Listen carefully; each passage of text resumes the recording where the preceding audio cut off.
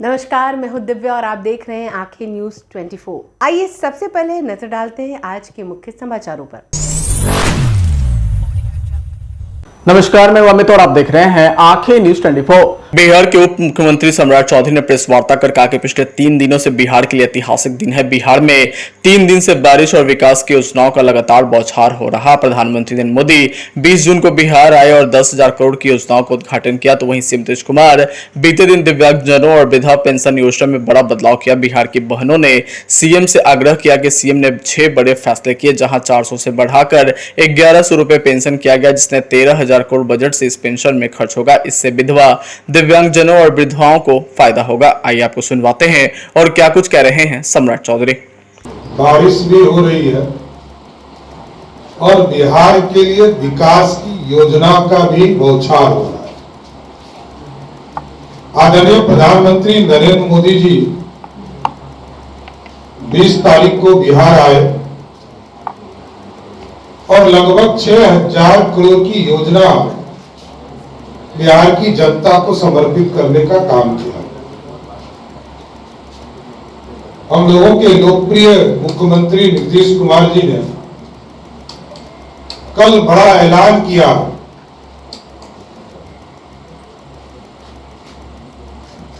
कि जो बिहार में सामाजिक सुरक्षा पेंशन है, वृद्धा पेंशन, विधवा पेंशन और दिव्यांग पेंशन, इसको जनता के बीच में संवाद करने के बाद 1,60,00,000 महिलाओं के बीच में जाकर 70,000 सेंटर पर बैठक की गई। उसके बाद जो फीडबैक महिला संवाद से आया, बिहार की जो बहनों ने आग्रह किया आदरणीय मुख्यमंत्री नीतीश कुमार जी से, उन्होंने लगभग 6 बड़े फैसले लिए।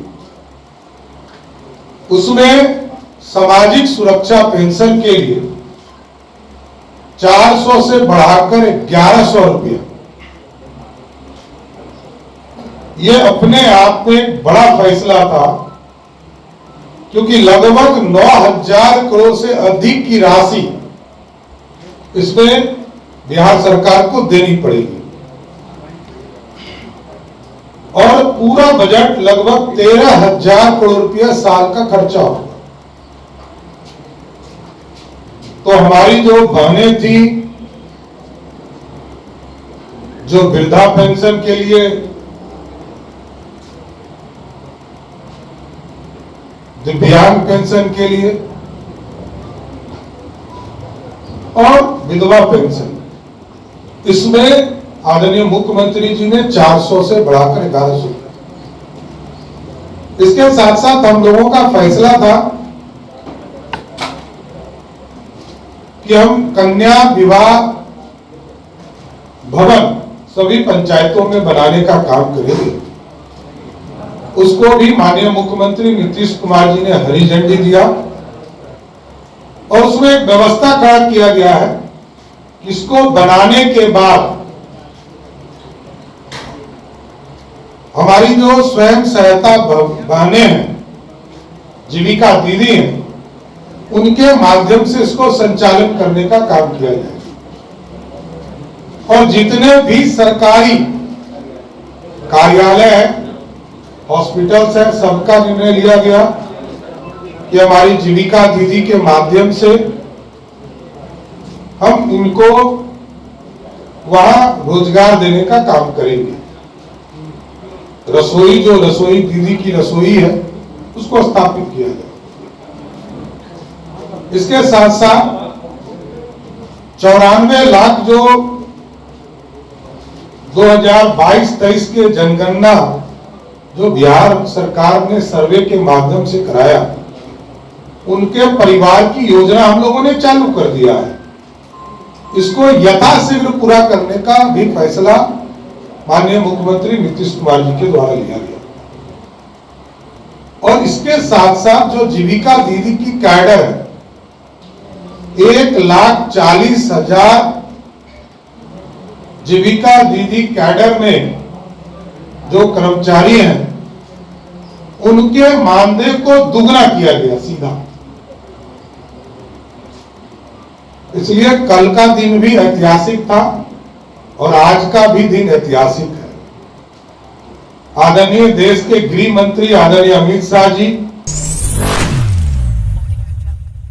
नमस्कार, मैं अमित और आप देख रहे हैं आंखें न्यूज 24। बिहार के गया जिले में सर्किट हाउस में राज्यसभा सांसद और राष्ट्रीय लोक मोर्चा के अध्यक्ष उपेंद्र कुशवाहा ने प्रेस वार्ता को संबोधित किया। वहीं प्रेस वार्ता को संबोधित करते हुए तेजस्वी यादव पर तंज कसते उन्होंने कहा कि नीतीश कुमार के नेतृत्व में ही बिहार में सरकार बनेगी। लालू प्रसाद यादव राष्ट्रीय अध्यक्ष बने हुए हैं लेकिन एक भी सभा नहीं कर पाते, तो बताइए कि नीतीश कुमार एक्सपायरी है या लालू प्रसाद एक्सपायरी हो गए हैं। उन्होंने साथ ही साथ कहा कि एनडीए की सरकार में बिहार में विकास तेजी रफ्तार से हो रही है और वहीं आने वाले दिनों में भी बिहार विकास की ओर आगे बढ़ रहा है। साथ ही उन्होंने कहा कि ऐतिहासिक गांधी मैदान में 29 जून 2025 को मगध क्षेत्र स्तरीय संवैधानिक अधिकार परिसीमन सुधार महारैली भी होने जा रहा है। और क्या कुछ जानकारी दे रहे हैं, आइए आपको सुनवाते हैं।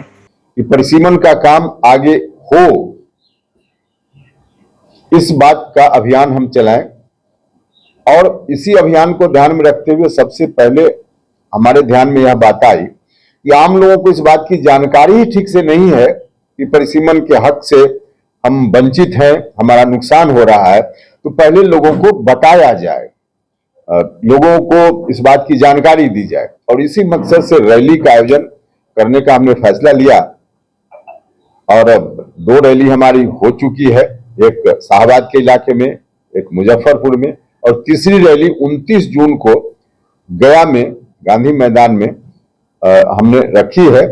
इस रैली का नाम है संवैधानिक अधिकार परिसीमन सुधार। तो इस रैली के माध्यम से हम लोगों को अवगत कराएंगे कि बिहार का हक कैसे मारा जा रहा है, ताकि लोग अवेयर हों और एक तरफा जो लोग विरोध में देश में हैं कि परिसीमन न हो, उनकी आवाज को भी हम काउंटर कर पाए। और भारत की सरकार से हम उम्मीद करते हैं कि भारत की सरकार संविधान की व्यवस्था जो 25 साल से बंद है उसको फिर से लागू करेगी और परिसीमन का काम होगा। बिहार के साथ जो हो रहा है अन्याय, इस अन्याय को हम रोक पाएंगे। हम आग्रह करते हैं गया और मगध के सभी जिला और अगल बगल के भी जो जिला के लोग हैं, सब लोगों से कि सब लोग 29 जून की रैली में आए गया और हम समर्थन दें, इस मुद्दा को ताकत दें ताकि बिहार की हकमारी को रोकने में हमको कामयाबी मिल सके। बयान आया है कि फिर मुख्यमंत्री नीतीश कुमार जी के स्वास्थ्य पर सवाल उठाया और कहा है कि जदयू का टिकट भी अमित शाह बांटेंगे। देखिए, अब असल बात है कि विपक्ष के पास कोई मुद्दा है नहीं, मुद्दा विहीन विपक्ष है, क्योंकि जो जनता का सवाल है उन सवालों पर भारत की सरकार और बिहार की सरकार बहुत ही सक्रियता से काम कर रही है। तो विपक्ष के पास मुद्दा नहीं है तो अनर्गल बात करते रहते हैं। नीतीश कुमार जी के स्वास्थ्य को लेकर जो भी तेजस्वी यादव जी और दूसरे लोग बोल रहे हैं, पहले लालू जी कितने स्वस्थ हैं और वो अपनी पार्टी के राष्ट्रीय अध्यक्ष बने हुए हैं, वहां देखें नीतीश कुमार जी लगातार अभी भी बिहार का दौरा कर रहे हैं। कोई दिन ऐसा नहीं जब कोई ना कोई कार्यक्रम में शामिल होते रहते हैं। तो लगातार अभी भी 16 घंटा 18 घंटा काम करने वाला व्यक्ति और उसके ऊपर इस तरह की टिप्पणी ये कहीं से मुनासिब नहीं है। चुनाव के ठीक पहले सामाजिक सुरक्षा पेंशन बढ़ाया गया है, 400 से 1100 किया गया है। इसमें दिक्कत क्या है? चुनाव के पहले हो बाद में हो, जनता का कुछ लाभ है तो इसमें क्या। नमस्कार, मैं अमित और आप देख रहे हैं आंखें न्यूज 24। केंद्रीय मंत्री व लोक जनशक्ति पार्टी रामविलास के राष्ट्रीय अध्यक्ष चिराग पासवान एक बार फिर जनता से जुड़े मुद्दे को लेकर राज्य सरकार पर बड़ा सवाल खड़ा किया है। दरअसल 20 जून को उन्होंने मुख्यमंत्री नीतीश कुमार और नगर विकास मंत्री जीवेश मिश्रा को 2 अलग अलग पत्र लिखकर सड़क दुर्घटना मुआवजा नियमों में हाल में हुए बदलाव से असहमति और हाजीपुर में बदहाल सड़कों की स्थिति को लेकर नाराजगी जताई है। दरअसल चिराग पासवान ने मुख्यमंत्री नीतीश कुमार को संबोधित पत्र में लिखा कि सड़क दुर्घटना में मृतकों के परिजनों को त्वरित राहत देने की पुरानी व्यवस्था सरल और प्रभावी थी, थी। पूर्व में जिलाधिकारी या अनुमंडल पदाधिकारी द्वारा तत्काल मुआवजा दिया जाता था, जिससे पीड़ित परिवार को संकट की घड़ी में राहत मिलती थी। परंतु हालिया संशोधन में अब मुआवजा परिवहन विभाग द्वारा संबंधित वाहन मालिक अथवा बीमा कंपनी से वसूली के बाद ही दिया जाएगा, जिसके लिए दावा ट्रिब्यूनल की प्रक्रिया से गुजरना अनिवार्य कर दिया गया है। बता दें कि यह प्रक्रिया न केवल जटिल है बल्कि लंबी और मानसिक तनाव देने वाली भी है। चिराग पासवान ने इसे अमानवीय करार देते हुए कहा कि दुर्घटना झेल रहे परिवार पहले ही गहरे मानसिक और आर्थिक संकट से गुजरते हैं। ऐसे में नियमों को कठोर बनाकर राहत की प्रक्रिया को बाधित करना संवेदनहीनता का परिचायक है। उन्होंने मुख्यमंत्री से अनुरोध किया कि पूर्व व्यवस्था को बहाल किया जाए, जिससे राज्य सरकार की संवेदनशील छवि बरकरार रहे और पीड़ितों को शीघ्र सहायता भी मिल सके। तो वहीं दूसरे पत्र में चिराग पासवान ने नगर विकास मंत्री जीवेश मिश्रा का ध्यान हाजीपुर और उनके आसपास की सड़कों की जर्जर स्थिति की ओर दिलाया। उन्होंने लिखा कि बरसात के मौसम में हालात और भयावह हो जाएंगे, जब गड्ढे और जल जमाव से दुर्घटनाएं और दैनिक यातायात अवरुद्ध हो जाता है। यह न केवल आमजन की परेशानी है बल्कि बच्चों, मरीजों और व्यापारिक गतिविधियों को भी प्रभावित कर रहा है।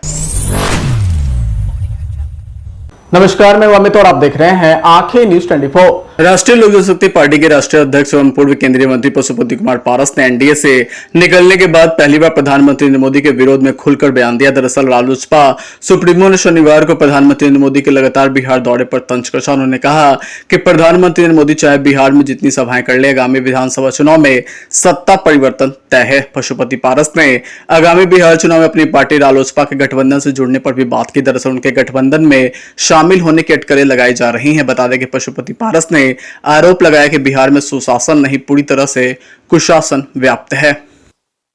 गठबंधन है, इंडिया गठबंधन है और एनडीए गठबंधन। मैं 2014 में एनडीए गठबंधन का मैं प्रमुख सहयोगी दल था और उस दिन से तकरीबन 11 बरस तक हम लोगों ने बहुत ईमानदारी से काम किया और 14 अप्रैल 2025 को हमारी पार्टी का फैसला हुआ कि हम एनडीए गठबंधन से हम अपना नाता तोड़ दिया। भाजपा विश्व की सबसे बड़ी पार्टी है, जहाँ 25-26 है छोटे छोटे दल का गठबंधन है। इसी तरह से बिहार में भी है। हमारी पार्टी तो छोटा पार्टी है, छोटी पार्टी है। हम अपने पार्टी के संगठन को पूरे बिहार में 4-5 महीना के अंदर में 25 जिला का भ्रमण किए हैं। हम अपने पार्टी के संगठन को मजबूत कर रहे हैं और उसमें हम इंटरनल सर्वे भी कर रहे हैं कि हमारा उम्मीदवार किस विधानसभा क्षेत्र में जीता हुआ उम्मीदवार होगा। वो हम लोग का सर्वे अभी चालू है। अभी हम लोग इस गठबंधन में जाएंगे जो हमारे हित की बात होगी, जहाँ हमारा सम्मान होगा, जहाँ हमारी व्यवस्था होगी, हम उस गठबंधन में जाएंगे। हम किसी गठबंधन के साथ मिलकर चुनाव लड़ेंगे। इंडिया छोड़ के आप किसी हाँ, इंडिया छोड़ के तो मैंने छोड़ दिया। 14 अप्रैल को बाबा साहब भीमराव अम्बेडकर की जयंती के अवसर पर आप भी मीटिंग में थे। देखिए, हम लोगों का जो सपना है, हम लोग बाबा साहब भीमराव अम्बेडकर के परिवार के लोग, हम तो परिवार के लोग मानते हैं। वो हमारे समाज में गरीब समाज के जो देवता स्वरूप है। आज बाबा साहब भीमराव अम्बेडकर नहीं रहते, आज हम लोग इस चेयर पर नहीं बैठते। उनके साथ भी अपमान हुआ, केंद्र सरकार के द्वारा उनके साथ भी अपमान हुआ। मैं इसकी भी निंदा करता हूँ। और जब भी समय आएगा, जब भी चुनाव समय नजदीक आएगा, अभी किसी दल का गठबंधन फाइनल नहीं हुआ, सीट से फाइनल नहीं हुआ। जब समय आएगा उस समय पर हमारा गठबंधन होगा। मैं आप तमाम साथियों को इसकी जानकारी दूंगी। आपने आकाश यादव को पार्टी से निकाल दिया, क्यों निकाला? वो पार्टी में निष्क्रिय थे। आप लोगों को समझ में होगी जो आपसी झगड़ा था, वो ऐसी बात नहीं थी। जब से वो हमारे यहाँ आए थे, लगभग 3 वर्ष पूर्व वो आए थे, उनको बनाया गया था, लेकिन कभी भी कोई पार्टी का संगठन पूरे जिला में, पूरे बिहार में राष्ट्रीय अध्यक्ष थे, लेकिन एक भी जिला में कहीं भी अपने पार्टी के संगठन को खड़ा नहीं। ये हमारी पार्टी का फैसला हुआ, क्योंकि चुनाव का समय है और चुनाव के समय में हम सब अपने पार्टी के संगठन को मजबूत कर रहे हैं। इसलिए हमारी मजबूरी हुई, पार्टी का फैसला हुआ कि आकाश यादव जी को पार्टी से निष्कासित कर दिया। समाचारों में वक्त हो चला एक छोटे से अंतराल का। पटना में कई वर्षों से शिक्षा में अहम योगदान दे रहा है Gyansthali high school Alamganj Patna city, जहां 10वीं और 12वीं की बोर्ड परीक्षाओं में 100% अंक प्राप्त कर रहे हैं बच्चे। एक ऐसा स्कूल जहां न केवल होती है पढ़ाई बल्कि साथ ही साथ होती है कल्चरल एक्टिविटी, स्पोर्ट्स एक्टिविटी से जुड़े गेम्स, मैथ ओलंपियाड से लेकर साइंस ओलंपियाड। जहां बच्चों के लिए स्कूल कैंपस अत्याधुनिक सुविधाओं से लैस, छोटे बच्चों के लिए वाहन और ट्रांसपोर्ट की विशेष सुविधा। तो देर किस बात की, आज ही कराएं अपना नामांकन Gyansthali high school Alamganj Patna city में, जहां नामांकन की प्रक्रिया जारी है। संपर्क करें पुलिस चौकी Alamganj main road near Alamganj थाना पटना बिहार 800007। समाचारों में आपका फिर से स्वागत है। नमस्कार, मैं अमित और आप देख रहे हैं आंखें न्यूज 24। राष्ट्रीय महिला आयोग की सदस्य ममता कुमारी ने बयान देते हुए कहा कि 3 दिन के प्रवास पर आई हूं। सीतामढ़ी में जन सुनवाई होगी 24 जून को, वहीं डीएम के साथ बैठक करेंगे। वहीं आगे उन्होंने बताया कि राज्य महिला आयोग ने मुझे आमंत्रण किया, बधाई देती हूं। बिहार में स्टेट आयोग का भी गठन हुआ। हमारी महिलाओं को और वृद्धों के लिए सरकार ने पेंशन में वृद्धि की है, उसके लिए महिला आयोग को ढेर सारी बधाई। साथ ही आगे उन्होंने कहा कि ज्यादा केस घरेलू हिंसा और साइबर के मामले हैं जिनका निष्पादन नहीं हो रहा, इसके लिए राष्ट्रीय महिला आयोग लगातार काम कर रहा है। आइए आपको सुनवाते हैं और क्या कुछ कह रही हैं। अभी तक हम लोगों ने लगभग 70 जिला में, देश के 70 जिला में ये खुल चुका है। उसका मैं डाटा आपको उपलब्ध कर दूंगी। आप बिहार में अभी मैम आई थी पिछले बार, वहां खोली है। ये एक्चुअली क्या है ना कि ये जिला के अधिकारी को देना है, जो वहां जहां पर काउंसलिंग सेंटर बनेगा वो सेंटर जिला अधिकारी को, डीएम है, उनको तय करके यहाँ से लेटर आया है सब जगह। ये प्रोसेस में जा रहा है, अभी उसके ट्रेनिंग होने हैं। ऐसे नहीं है कि अचानक खुल गया। सबसे पहले कि जिनको वो वहां से जो संचालन करेंगे उनके नाम यहाँ से नामित होगा, फिर राष्ट्रीय महिला आयोग उसको प्रशिक्षित करेंगी, तब वो खुलेगा। उस प्रोसेस में पूरा देश में लगा हुआ है। ऐसे तो केस, जो भी केस हमारे यहाँ जाते हैं, आप ये देखेंगे कि आयोग में ऐसी महिलाएं नहीं पहुंच पाती है जिनके पास जागरूकता नहीं है, जिनके पास कोई तारतम्य नहीं है गांव के सुदूर गांव से, तो उनके लिस्टिंग स्टेट आयोग में भी आते होंगे। अभी मैं स्टेट आयोग से भी देख रही हूँ, स्टेट आयोग भी निष्पादन करती है और केंद्र आयोग भी करती है। केंद्रीय आयोग के प्रत्येक जिला के हम आपको डाटा के साथ आपको मेल पर हम भेज देते हैं, कौन जिला में किस टाइप के हैं, वो सारे आपको डाटा प्रस्तुत करेंगे। अभी भी जहां हम जा रहे हैं उसमें भी डिवाइड किया हुआ है कि घरेलू हिंसा के कितने मामले हैं, फिर दहेज प्रताड़ना के कितने मामले हैं, कितने उनके हत्या कर दिए गए वो कितने मामले हैं, या बहुत ऐसे केस हैं जो जमीन उमीन को लेकर के भी आपस में झंझट है और उसका निष्पादन नहीं हो पा रहा है। तो वैसे मामलों के लिए भी हम लोग सही दिशा निर्देश देते हैं। बहुत केस ऐसा होता है जो आयोग उसका निष्पादन नहीं करता है, लेकिन वो हम अभी क्या करते हैं कि उसको हम डायरेक्शन देने का काम करते हैं कि आप इस टेबल पर जाओ, आपका वहां से ये काम हो जाएगा। ऐसे केस देखिए, शिक्षा तो बहुत जरूरी है ना।